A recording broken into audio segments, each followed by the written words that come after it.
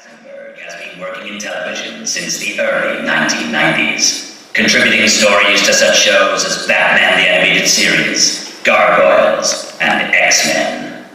His first involvement with Transformers came with 1990's Beast Machines, and he returned to the franchise with the much-loved 2007 series, Transformers Animated. Marty would continue with Transformers, penning several tie-in comics for Animated, as well as writing episodes for Transformers Prime and Rescue Bots. Please give a big round of applause as we welcome to the stage the storyteller himself, Marty Isenberg.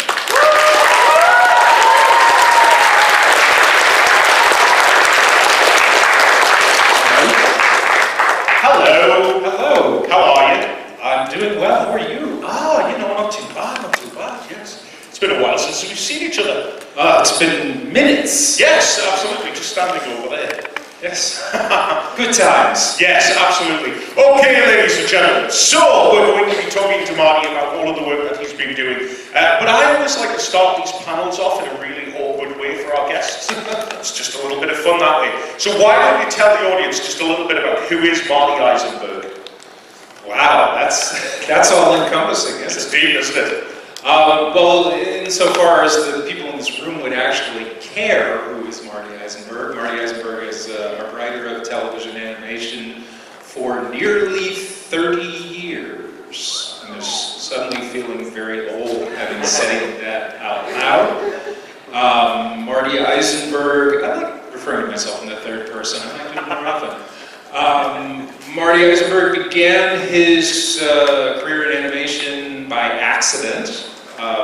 Everyone always asks me, how do you get into writing for animation? And I say everybody gets into it the exact same way, which is completely by accident. And I had the good fortune to get a temp job answering phones at the Fox Kids Network. Did I hear applause or did I hear crickets? Any fans of Fox Kids? Fox Kids Network. Okay. It was in the States, it's not important. And I got the opportunity to write for their shows after befriending one of the executives who was interested in developing writers. And I first wrote for the Beetlejuice animated series. And a few of you still saw it. So I got the opportunity to write for a lot of the shows that were airing on Fox Kids while I was still answering phones. So I wrote for Beetlejuice, and I wrote for Batman, and I wrote for X-Men, and a few other shows while I was still answering phones. So it was kind of an unusual existence. That's a long-winded answer to your... You got a writing gig while you were answering phones? Yes. All right, we need to break this down a little bit more explanation. So, I suppose the question is, was it always your intention? Did you take that phone job wanting a writing gig, or? No. Well, I wanted a writing gig. I moved out to Los Angeles specifically I went to grad school at USC in their writing program, and I had just finished up, and I wasn't really sure what I was going to do next. I was writing some spec scripts for a spec feature and a spec sitcom, and the next step is to try and get an agent, and sent those scripts out without much success. Success being defined as getting a phone call returned. And I just needed work. And a friend of mine who was also in the writing program at USC said, well, there's this temp service that you can sign with, and they work exclusively with the entertainment industry. So if you're going to be answering phones or taking messages for people, at least be doing it in something related to what you want to do, and you can potentially make contacts. So it was literally my third gig. It was, we're starting up this new network at Fox Television, and we're going to be doing kids programming. That was exciting.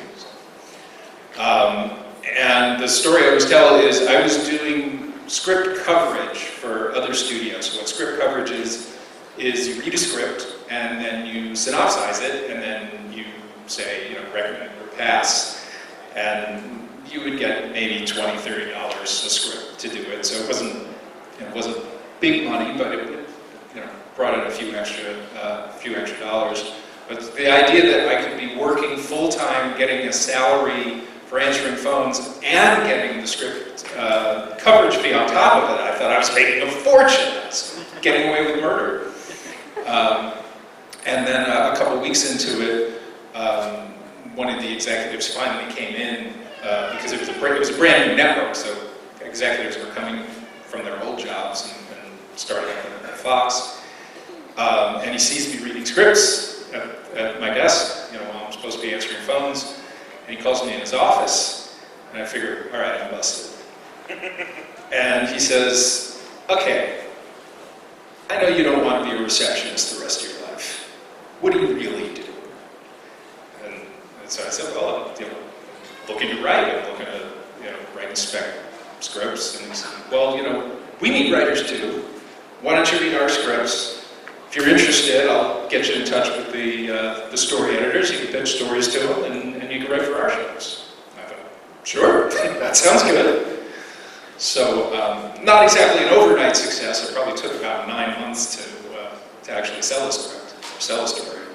But that's how I got started, and never left. So, can you, taking it back even further, obviously that's how you got into the industry, but when did you first realize that you had a love for writing? When I realized that I had a love for acting, but not a talent for it. I was a theater kid. I did all the school plays, and so I majored in theater at a pretty prestigious university for theater.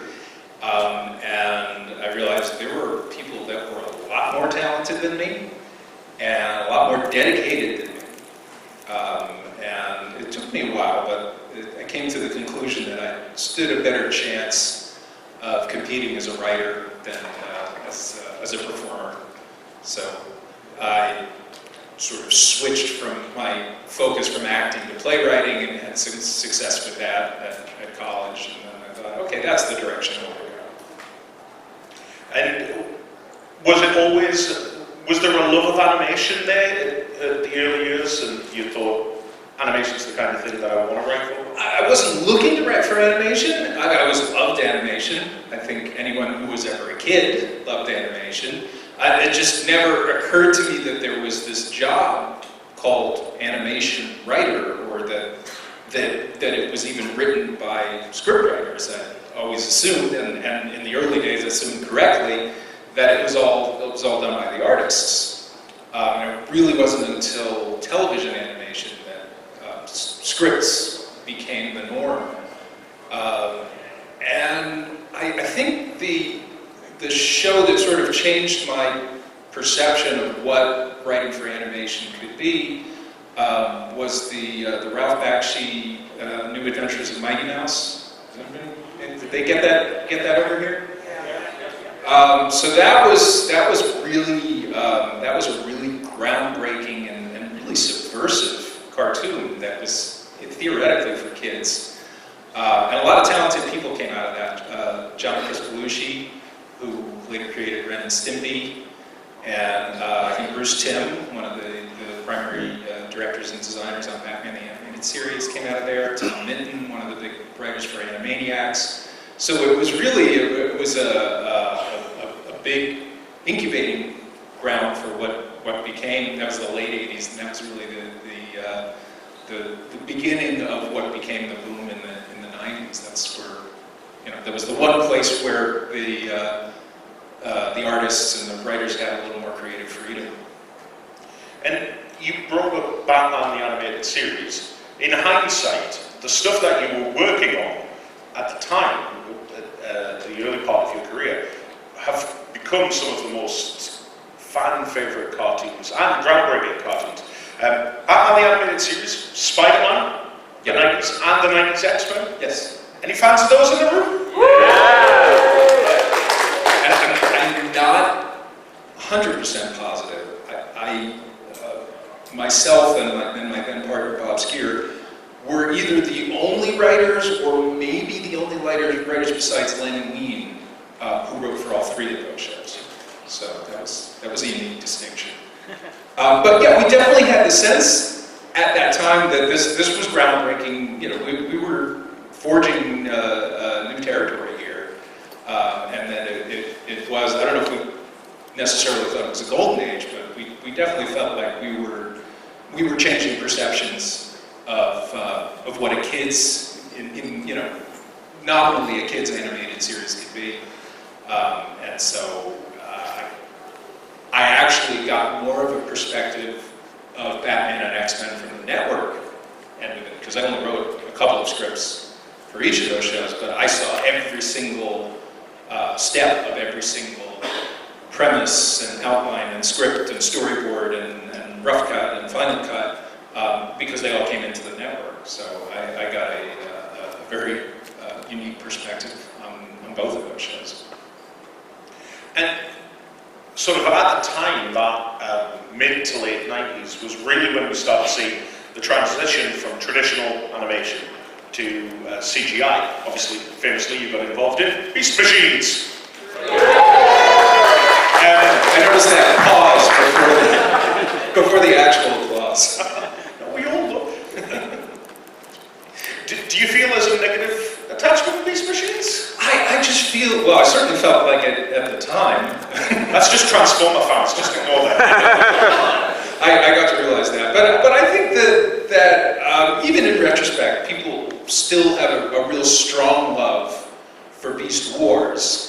And then we came after that, and I think most fans, it seems like if they had their druthers, they would have just had 2 more seasons of Beast Wars rather than this sort of odd thing that we did. I mean, they're wrong. But some people still love Beast Machines, I assure you. Oh, well, thank you. Yeah. Thank you. So did you find any challenges when it came to writing, sort of transitioning from 2D animation to 3D animation? It was what was the very early days of 3D animation for television, and there was really only one studio that was able to do it and get it out in time, and that was Mainframe. They were headquartered in Vancouver, and they had a show called Reboot, and then they had Beast Wars and Beast Machines, and then we did Action Man, also another Hasbro property. They were, I don't know what the formula was, but they were able to hit their deadlines. And then there were a number of shows that tried to emulate that, most notably Starship Troopers. I don't know if I got that over here, but that was plagued by terrible delays because no one seemed to know how to keep it in the pipeline and get the shows out on time. So part of the challenge of writing for 3D as opposed to 2D was it takes a long time to build a character, to literally build the framework and to render it. So you were limited on how many new characters you could introduce and how often. So we were literally given a schedule that says, in this episode, you will introduce this character. In this episode, you will introduce this character. And so a lot of the storytelling, out of necessity, had to be based on the production realities. Now, one of the places where it worked to our advantage, and I credit my then partner Bob Skier, was the original plan was it was going to be 5 Maximals, Megatron, and then 3 Viacons. And we did the math, and we said, well, wait a minute, if our heroes are outnumbering our villains, then they're not exactly the underdogs.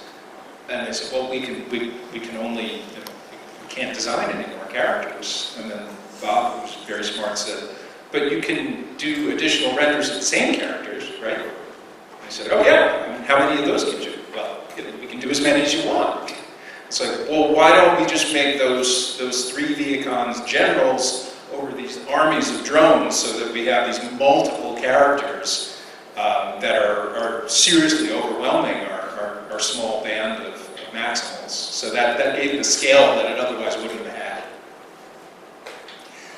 So we're going to open it up to some audience questions as well. So if you do have any questions that you want to ask, please raise your hand and we'll start coming to you. Oh, those hands are slowly going up. So you said it yourself, the fan base at the time had a hard time with Beast Machines mostly because of Beast Wars, and so you came afterwards only for Beast Machines. So my question is, like, again, I love Beast Machines, really I did, but I'm actually interested in how you started writing the characters. Like, did you watch some Beast Wars episodes and decided to just do something different? Or did you have like bios, and how did you go about taking characters that were already in another show, and then how did you write them in Beast Machines? I'm very interested in how you did that. Well, the beginning of it was we took a meeting with Hasbro, and we didn't even know what the project was going to be. We just knew it was something that Hasbro was going to be doing with Mainframe, and they said, well, we're doing the sequel to Beast Wars, but we want to do things very differently, and what's your approach? And the thing that I remember, they were talking about they wanted to come up with what makes transformation special, because it sort of it's one of these things that they just took for granted, that these characters could transform from their beast mode to their robot mode and back and forth, and there didn't seem to be any rhyme or reason as to why or how. So they liked the idea of it somehow being a learned skill. And so, kind of in this meeting, we were batting back and forth ideas that maybe it's like a martial art. It's something that they have to learn, and for whatever reason, they've lost that ability, and they need to, once again, regain that and learn how to transform. And that was exciting to the Hasbro people because that felt different, but it was core to the property. So I think that's what got them interested in us, and I think what also got them interested in us was that we had a strong connection to the Fox Kids Network, and the Fox Kids Network was going to be airing the show, so they wanted writers that they were comfortable. There was actually another writer, Mark Wolfman, who did the initial development on the show, that Fox, for whatever reason, did not feel as comfortable having him run the show, so they brought us in. So, just out of curiosity, you mentioned obviously Marv Wolfman then, because he wrote the original Bible. Yes. Was it always intended to be as, well, I mean, it was essentially a 22-episode religious epic, which had your main good guy and your main bad guy trying to commit planetary genocide at the end of season 1. That's a bit deep. Yeah, that was deep, and I think in retrospect it was too deep.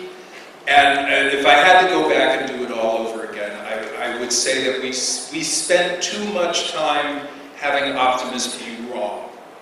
And we thought that was really interesting from our perspective to take this, this beloved character and kind of have him go astray and for the best intentions, but still be wrong. And we thought that was very interesting dramatically, but I think we hadn't counted on the love and the attachment that the audience has to this character, because we were coming into this cold, and that was part of the reason that Hasbro was interested in us. They wanted a fresh take and a fresh perspective on it. But we really didn't know the Transformers world. We didn't watch Beast Wars until we were up for the gig, and then I started using my VCR to record it off of television and got all of these episodes airing out of order, so I had no idea what was going on. And those are the people that they hired to develop the shows. Have we got another question? Yep.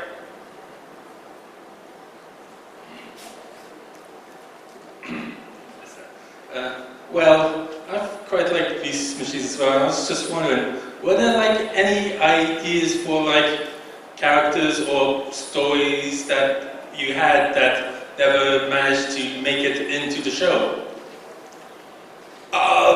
It was a while ago, so I don't have any specific memory. I do remember that we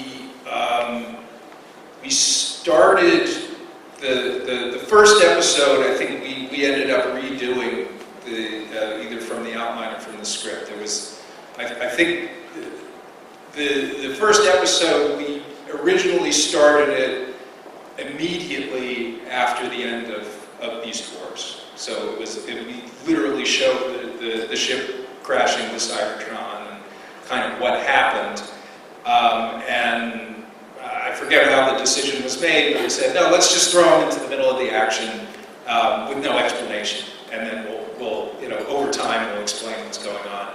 I think that was largely, it was less a creative decision and more a result of indecision. Like nobody could really decide what they wanted to do. So it's like, all right, let's just throw them in the middle of battle and we'll figure it out as we get to the later episodes, what actually happened and why it happened. But I don't remember any particular stories that we wanted to do that didn't get done. Yeah, we'll take another audience question. Hello, I have two questions. How do you think the writing style of animated compares to the writing style of Michael Bay's Transformers movies? Is there a writing style?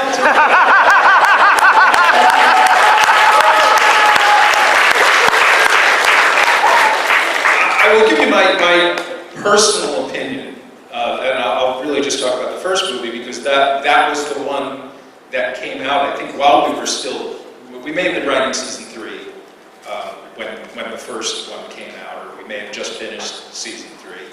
And I will say this about my experience with the movie is I was really enjoying it when it was Independence Day with Decepticons. I thought that was fun. For me, the movie kind of falls apart when the Autobots get there. It suddenly becomes a different movie. And it's a movie that Michael Bay clearly wasn't comfortable making, but was told by Hasbro, no, these things need to be in here because this is our property, and the audience is expecting this. I think it looked like Michael Bay just wanted to do an alien invasion movie where they were robots that, that could disguise themselves as any machine, which I thought, that's a cool movie. My other impression of it was that they weren't taking any chances. They were throwing everything in there that could possibly be in a successful summer movie. So you had things that you had, raunchy teenage comedy that was straight out of American Pie. You had sort of these broad characters, and then you had these very macho military characters, and you had robots and science fiction and alien invasion, and they figured somewhere there's going to be something, there's going to be at least 10 minutes of this movie that somebody likes. And I may be taking a bit of a risk in asking this, but do you think there could be a tiny bit of hope that animated may come back for a 4th season someday, seeing as Hasbro is still in partnership with Cartoon Network for the current Transformers show, Cyberverse? I always hold out hope. I never say never, and there are certainly plenty of examples of animated shows in particular where there was enough of an audience demand for it that somebody decided, hey, maybe we can make some more money on this.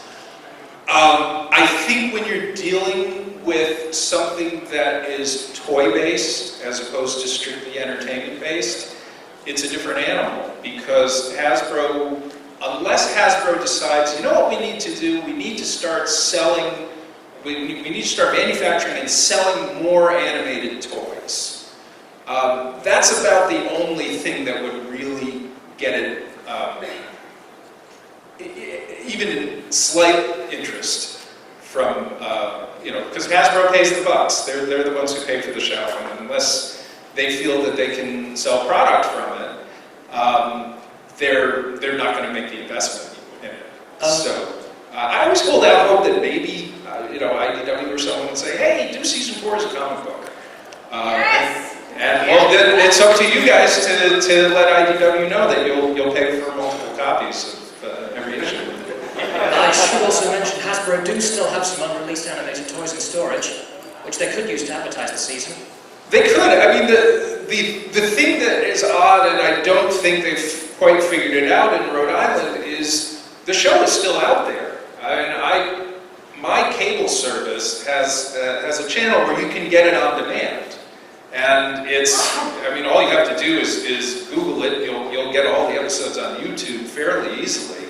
So it's out there promoting a product that isn't on the shelves. So it just seems like in this day and age of 3D printers and the manufacturing costs of appealing to a smaller demographic, which has kind of worked its way into the entertainment world. There's a concept called the long tail, where the retailers are, if you can sell, rather than going for the big blockbuster hit, is if you, like the Amazons of the world, have everything available to every niche taste in the world.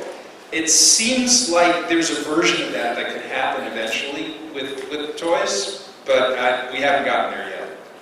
One last thing I'd like to mention is I went to another Transformers panel at a convention last year, which was being run by people from Hasbro, and they said that animated coming back could still be a possibility. Well, if that is, nobody's informed me. Got a question down at the front here? Yes, well, it's kind of two questions. Firstly, certain characters on animated, Transformers animated, I think Bulkhead and Lognat, were pretty much just made up at whole cloth. There were no preceding equivalents to them. Were you expecting Bulkhead and Lognat, for instance, to end up as popular as they ended up becoming? Because Lognat's pretty much my favourite character from Transformers Animated. So, were you expecting these characters to be really as popular as they were? I have to say that I really wasn't expecting whether any of them would be popular, or who would be popular, or why they would be popular. I do know that Bulkhead was the first character that Derek Wyatt designed. And Derek is a huge, huge Transformers fan, so I think the opportunity to create an original Transformer was very appealing to him. So I think he put a lot of his heart and soul into Bulkhead. So just because of the passion that was behind the creation of it, it doesn't surprise me that Bulkhead was a popular character, and I always took it as a little bit of a feather in our collective cap that Bulkhead ended up in Transformers Prime. So it was certainly Hasbro saw the potential in the character as well. And this is kind of the first thing I knew you from when I was a kid was the Godzilla cartoon, Godzilla series. I don't know if anybody in this room watched that. I did. Yeah. I just wanted to ask, do you look on that with, what do you think of that now? I'm still pretty proud of it. I have to say I haven't sat down and watched them in a long time, but it was a good show. I think we got a lot of good press in the wake of the feature, because a lot of Godzilla and kaiju purists felt like what we were doing was closer to the concept of Godzilla than what the feature had done. And that was largely the result of the passion of my partner at the time, Bob Skier, who was a huge, huge Godzilla and Japanese monster movie fan. So he was the one who insisted, no, Godzilla's going to breathe fire. There's no argument about that. And it was a fun show. I think it was a well-written show. I thought we had a good bunch of writers working for us. We had a really great cast. So I'm very fond of it, personally. Is that? Hello. So as a writer, if there was one existing character or property that you could revive into a new show, what would it be and why would you do it? Well, maybe revive Transformers animated. Yes! We'll take that. For me, just personally, the things that I enjoy doing and the things that I feel that I'm good at, I feel like I kind of got that with a property that until I got the gig, I didn't know it existed, which was Guardians of the Galaxy. I couldn't have imagined that property, but it was so perfect for the kinds of things that I like to write. Just that blend of comedy and action and science fiction and superhero and, you know, the big Marvel universe and you know, crazy, quirky, roguish characters. That for me, I feel like I've done that. I don't know if I have a bucket list left. Hi Marty. I guess it's basically treading on the same territory as the two gentlemen you asked before, but over the course of the last few years, several ACT shows have been revived on streaming services like Lucifer on Netflix, Young Justice on DC Universe, and so on.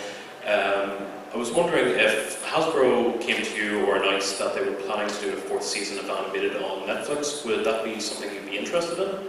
100% yeah. Got a question over there? When you were writing for Transformers Beast Machines, did any of your colleagues and or yourself do any tinkering with the designs of the robot forms of the creatures? Well, I didn't have anything to do with the designs, but I'm strictly a writer, so I don't draw, I don't render. I really had no say in those designs, and we had no idea when we were writing it, certainly with the first season, we had no idea what they were going to look like. We just assumed they would look more or less like they did in Beast Wars. And I know there was talk about trying to come up with a different visual for what transformation would look like, so that you know, they were trying to. Again, they were trying to forge some new territory, not just in storytelling, but in the visual too. And so we sort of discussed our vision of what we thought a different kind of transformation would look like, which they didn't use at all. Our vision of it would be more like a werewolf transformation, where instead of hair, you would actually grow circuitry from the beast mode. And I think that just proved to be way too difficult to animate. So Because it wasn't dark enough. I don't know. I think you could have made that plenty dark and look really painful. But yeah, what they came up with was really a little more morphy than we thought it was going to be. So I have to admit, we were a little disappointed when we saw it. And just another quick question: if you could write Transformers, Transformers? I can't remember what it was supposed to be, but the sequel to Beast Machines that was cancelled. What would you do? You know, we were given the opportunity to at least pitch a thumbnail of what we thought the next season would look like. And I honestly don't remember what it was. Because I think just a little bit of background, by the time we were doing second season of Beast Wars, I was more or less not involved in it because I was doing all the development in the first season, writing and story editing on Action Man, which was happening simultaneously. So my partner Bob was really the Beast Machines guy, and I was the Action Man guy. So at the time that we were thinking what might a season 3 look like, that was more Bob's lookout than mine. So you'll have to invite Bob, and you can ask him then. We've got a question over here.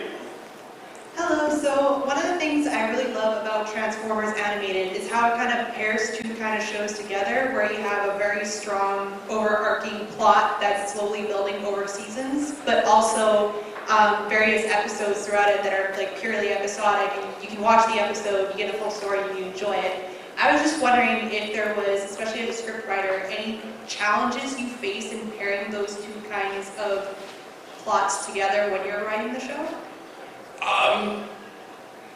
I think the bigger challenge, and it was really in the later seasons, is as we were starting to sew up some of these plot lines, just remembering where everybody was, you know, where each character was. I can remember like a lot of those season 3 story meetings where we bring in the writer and say, okay, you're doing this episode in which this happens.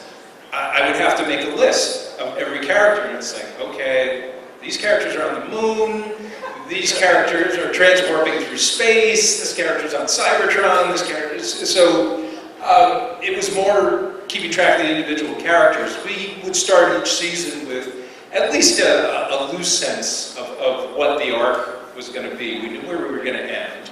But we like to, we like to keep it loose because we like to discover things as we went along.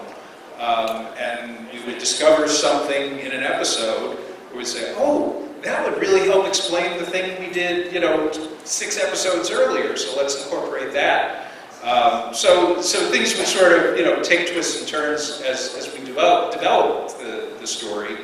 And I think we just kind of had faith that we'd figure it out. So we didn't really try and,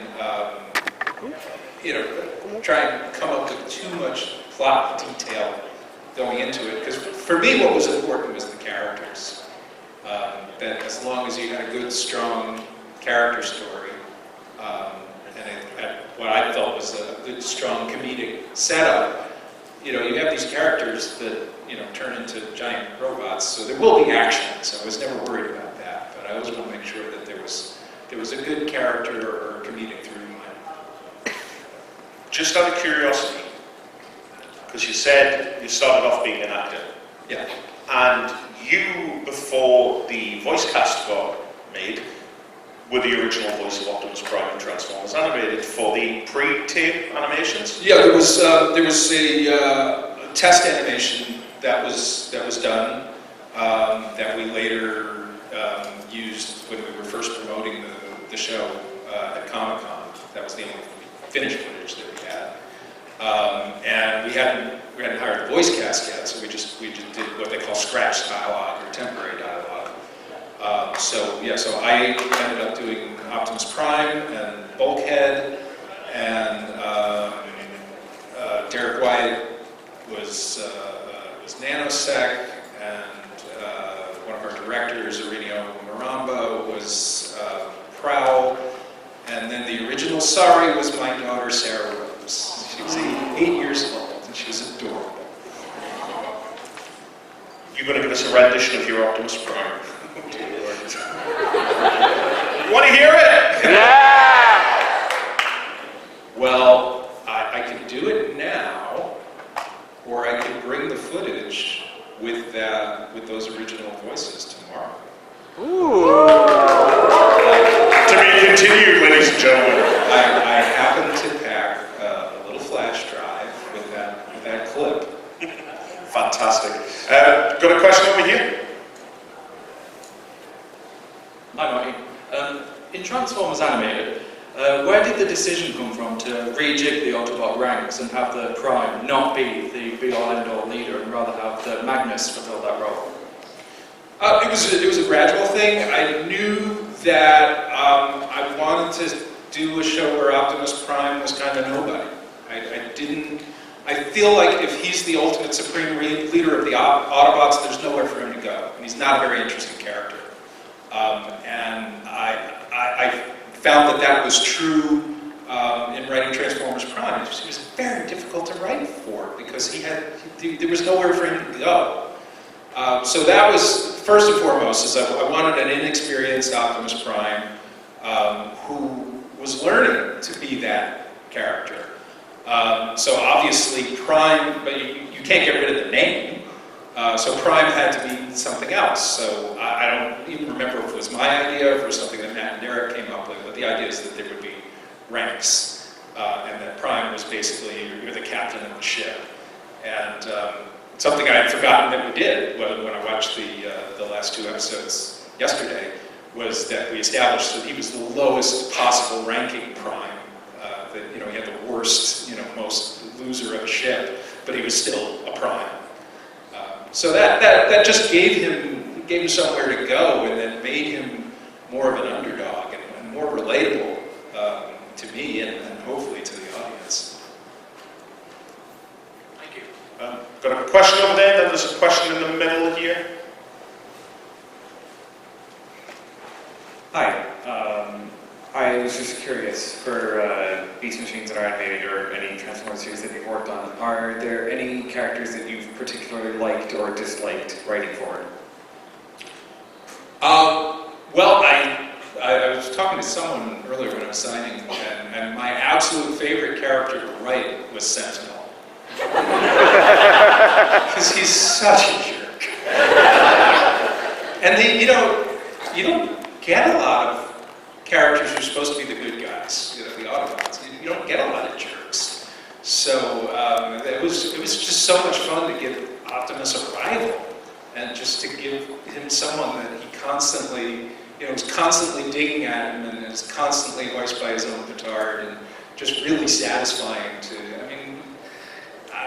One of my favorite moments in the recording booth was the episode where Sentinel Prime gets his head cut off by a headmaster. And that laugh that David Kay did.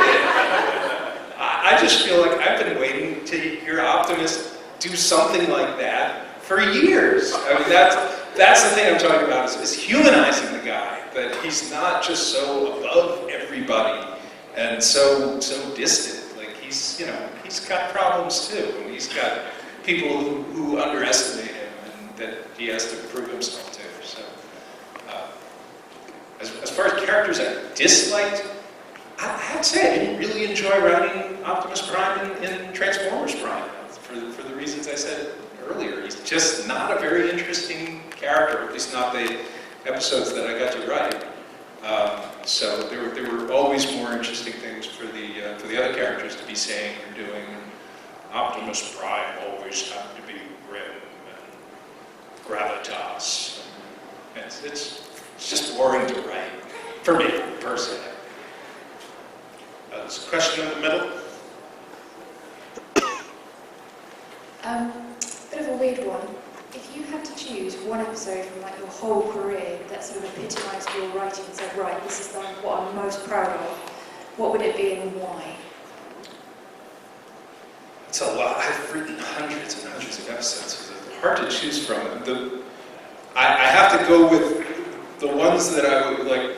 If my agent says, send out a writing sample that shows off your writing, for a long, long time until it just became too old a sample to send out, I'd love to send out Transformers animated Garbage In, Garbage Out, because it's very funny. And there's still a lot of action, there's a lot of science fiction, and it just, as a script that would show off all of the things that I can do, it was a great, it was a great sample. Just on top of the fact that it was a delight to record when Weird Al came into the building at Cartoon Network. You thought Elvis was in the building.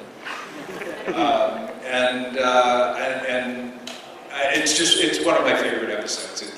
It turned out the way I wanted it to, and I've just felt like everything was, was firing on all cylinders. So that would be the first one I would pick.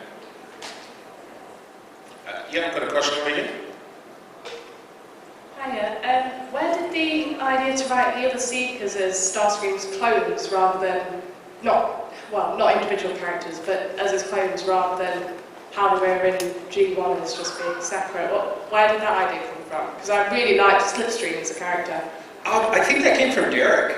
I think that Derek was sort of he was our Transformers fountain of knowledge, and he was the one with the real passion for G1. Honestly, I'd seen a few episodes of G1, but I didn't watch a lot of it. I was really too old for it to watch as a kid. I watched maybe the first 5 episodes to prepare for animated, but I wanted to kind of keep my take fresh. So if I was ever straying too far from what Transformers should be or is, usually it would be Derek to pull me in and say, well, no, this character should be this way. So I'm pretty sure the clones idea was Derek's idea of how we could bring the Seekers in. And then there were a number of discussions we would have around the lunch table where we said, well, how do we distinguish the clones? And, well, why don't we give each one aspect of Starscream's personality? And again, I can't say who came up with that idea. It was just a collective idea, and then we sort of, wrote down all of his 7 deadly sins of negative personality, and then we started to really have fun with it. Especially Liar Starscream was always, because that's the rule. Everything he said had to be a lie. So, did that answer your question? Okay then, so we've got time for maybe 1 or 2 more questions, so I think we've got one over here. With Transformers Animated, one of the biggest things I noticed that's made it distinguished from other Transformers media was that the Decepticons had their own underdog story going on. So there's this sort of, traditionally they're their own empire, they're the big picture, they're the ones of the army, whereas what you have is sort of this handful of sort of Megatron and his generals, or lieutenants under him, and really things are not going well for them. Sort of like they're very scattered across the galaxy. And I was just wondering, because as you said, you wanted them to be the odds to be less underwhelming, like it was in G1, because they were constantly being defeated. So how can you be threatened by them? But at the same time, how do you get that balance where you have them still as a large threat, but not being so overpowered that it just seems ridiculous? Well, I can give a very long answer to that, but I think when I was developing it, I thought it was really important that the Decepticons be scary, that the Autobots have, at least the Autobots that we have in this series, have had no experience with Decepticons. They've never seen them. They are, they're sort of legendary in their minds, and then only one character, Ratchet, has actually seen Decepticons up close, and there's sort of this whole generation of Autobots that came not really knowing what the Decepticon threat was. Originally I had pitched that their design should be sort of much more monstrous and scary as well. Hasbro dialed back on that because they had toys to sell, but I think where we settled in the middle was that the scale of the Decepticons was going to be much, much larger than the Autobots, so you always had that, that David versus Goliath underdog sense, that basically this threat that we thought we had quashed entirely was starting to reemerge, and not just these 5 Autobots who were stranded on Earth, but really the whole Autobot society was not prepared for this uprising to happen. I thought that's an interesting story place to come from, rather than it's just these 2 superpowers clashing eternally. And final question is, with Megatron, there's quite a bit of debate within the Transformers community about how much he truly believes what he's saying about, because in his speech he goes how the Decepticons were oppressed, we're Autobot oppressors, we're going to break the chains and gain our freedom. How much of that, because there's debate about how much he truly believes that he's the hero of his own story, or how much of it is sort of a farce he puts on to make it easier to manipulate others to follow him? In my mind, Megatron believes 100% that he's the hero of his own story. And I think that's important for any good villain, is to believe that he's the hero of his own story. As much as I love David Kaye's performance of Megatron in Beast Wars, and one of the things that we responded to in a negative way is that he would make a lot of speeches about, we're doing this for, in the name of evil, and we're all so deliciously evil, and no truly evil person thinks that he or she is being evil. So that was an immediate reaction, and that's why Megatron and Beast Machines became the fanatic that he was. And so part of that was not trying to repeat Beast Machines, where he had all the power, but have him from a place of rising up and having been banished, and we will return to this planet, which is rightfully ours. That just felt like a more interesting place to come from. Okay, ladies and gentlemen, so that does it. We've run out of time, unfortunately. But don't worry about it, because tonight we've got something special planned, haven't we? A little sneak peek at something. What do you know? Something to do with Transformers Animated Season 4. Oh, there's a Season 4? Ah, there might have been. So we've got that going on tonight, ladies and gentlemen, and then tomorrow, Marty's going to be back on stage with us talking exclusively about Transformers Animated, because after tonight, you might have some questions that you never had before. Possibly. Possibly. I might have a few. Yeah, exactly. So, ladies and gentlemen, put your hands together for Mr.